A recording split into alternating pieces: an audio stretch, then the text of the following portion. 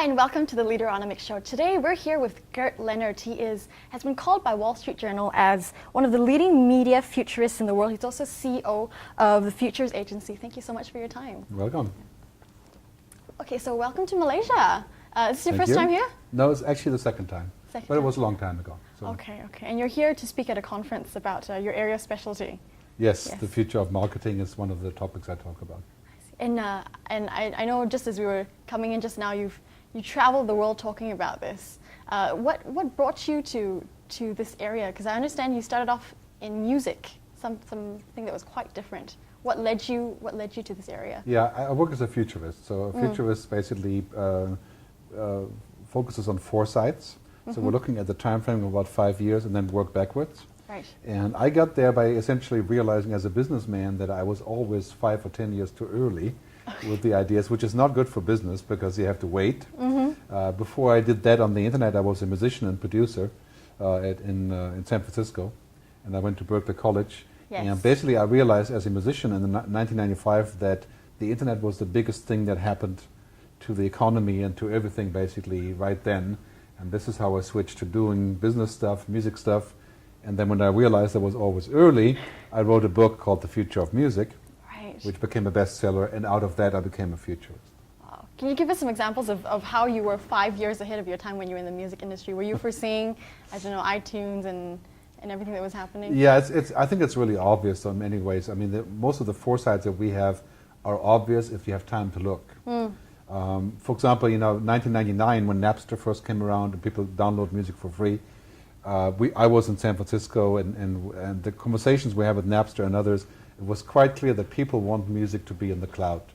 So you push a button and the music plays. And this is what we have today. We have YouTube, we have Spotify, we have and so the record labels didn't like the idea because they can't control what people do. And we told them that it's more important for them to be part of this new idea of music in the cloud than to control what people do with it. And it took them 15 years to understand this. In the meantime, recorded music has declined by 70%. Yes. And most of the record labels, people don't even know who they are anymore. Yeah. And for good reason. And you say, like, with the emergence of systems like Spotify, what do you think is going to happen to paid content? Are we going to see disappearance of music stores, physical music stores? Are they going to just completely disappear? Well, I think that part of the answer is that we've never actually paid for the content. We paid for the body. So when you buy the CD, you don't pay for the musician. You pay for the packaging and the shipping and the distribution, the recording. The musician gets 5% of this if he's lucky. So for the musician not to have a physical package is better. Like for the author, it's better to go electronic because even though maybe only 2,000 people buy his book for $2, it's better for the author. So when it's about paid content, it's important to realize that we have never actually, in most cases, paid for the content. Newspapers we didn't pay, advertisers paid. In some cases we pay for cable TV, but even there the advertiser pays. So it's important that I think the future will also be that a lot of media will be advertising supported, and a lot of media will be premium supported. In general, people are willing to pay. On the internet, we see Netflix, we see LinkedIn, we see premium services, we see Farmville, whatever. People pay for what they like. So it's a really simple equation. And if they don't pay for your newspaper or for your movie, maybe the process of making it possible to pay is too difficult. Technology is too difficult. So it's not that people aren't willing to pay. I think that is a misconception. Do you think we're gravitating away from hard copy, though? Everything must be accessible on the tablet or on the laptop. What do you think is the future of hard copy newspaper? Well, I think for economic reasons, to have products like print or chairs, or to have actual product is difficult because it requires shipping, it requires investment, and the New York Times spent 80% of their money on the infrastructure and the truck drivers and the printing presses. So the future clearly is going to be cost reduction, global distribution, large numbers of users, and then the printing is the second choice, not the first choice. So now we're basically going backwards saying, okay, the first choice is digital, and if you want to print, you can print, but it costs you extra. And I foresee a future to where the books will be, a lot of books will be around $1 or $2, and the print will be 30. Wow. So that we have more people, you have to expect 5 billion people connected to the internet. So if 5 billion people are connected to the internet, then even $1 from each of those people to read a textbook is more than we have today. Yeah. So digital becomes the default, print the sort of... Print becomes the option. Yeah, yeah. Also last resort, the environmentally option. speaking, Yes. it's much more, of course, the devices also are environmentally bad, so that's not an easy equation. Yes. But in general, I think the biggest thing about advertising is that advertising is moving 50% at least towards digital, interactive, mobile, and we can see that coming in each country. And so advertisers need to also develop new creative rules for this kind of advertising. And what if we fast forward again some more into the future? What do you think is going to be beyond that? I don't know, holograms or something? What do you think is you can already see that this the way that we use the mobile phone now or tablets is what I call the external brain. Ray Kurzweil talks about this when he says basically our mobile is like my brain, but in a box. Right? Yes. So if I want to look something, I type in, and that's difficult because you have to type. And so the future is going to be voice control, gestures like a matrix, where you go in, you pull out the data. Yes. It's going to be controlled with eyeglasses. And it's already coming out, isn't it? It's already happening. Yeah. And Google Glass, which I tried, it's a phenomenal tool, but has many privacy issues. So I'm not so sure that this will be easy for people. But the reality is that the internet is going to move into our body. Because of implanted chips, is it going to be like we saw in movies in the 90s? Absolutely, it will be. I mean, it's science fiction coming true already. Wow. In many ways. And now, for example, being able to drive a car that drives itself. Yes, I was just going to say that. We just park and it parks. Yeah, but this won't happen until we share the data, right? Right. So as I said in my speech, data is the new oil. Data is becoming the currency that holds everything together, data and trust. Yeah. So it's all about those things, and I think for humans it's not always going to be easy because technology is, exploding, but we're still the same.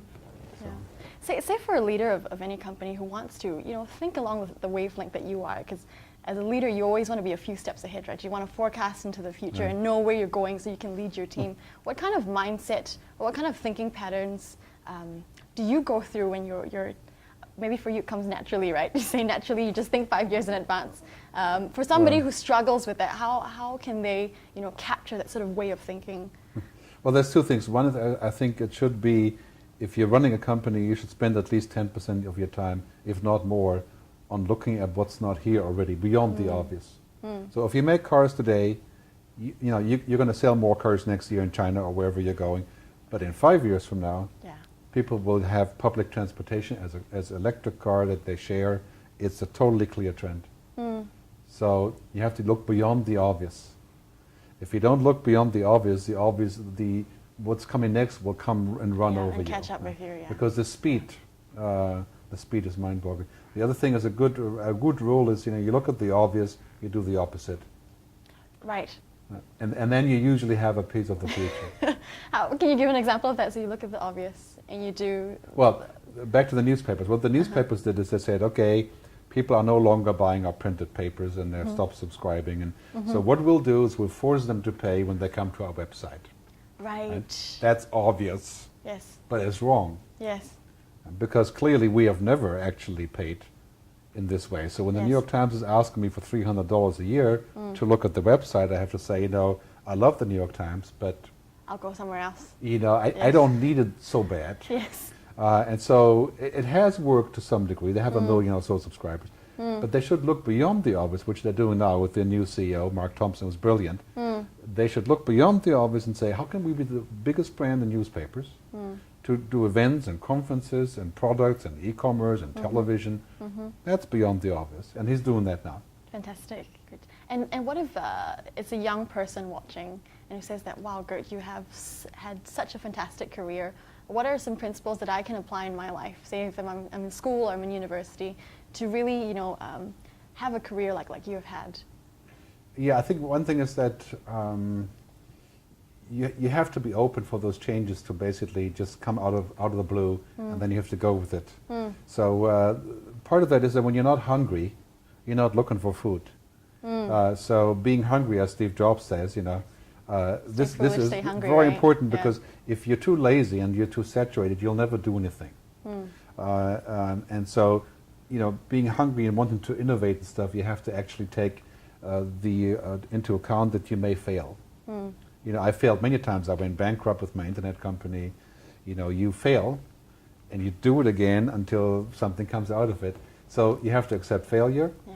You have to accept that you don't know everything, and you have to keep trying. And this is one of the things, a cultural thing, is if you don't want to make the world a better place, then there's no argument, because the rest is boring. Right? So that's kind of, I think for kids today, I see a huge opportunity. You can be anything. You can be a data scientist. You can be a digital rock star. You can be a 3D designer. You can run a spacecraft to Mars. Yeah, anything's possible. Yeah, and this is fantastic. I mean, when I grew up, that wasn't the option. You had to go buy a book to learn something. Right, and now everything's at our fingertips. Right? And the other thing soon that I think for kids is really important is to say that they have to look at exactly what do they want to do, rather than what they could do. It's not the same thing. So you have to do what matters, because if you don't do what matters, you'll get bored, or you become just a lazy bureaucrat. Yeah, that's fantastic. Thank you so much for your time. Thank And so you. we've been here with Gerd Leonhard, and see you next time. Thank you.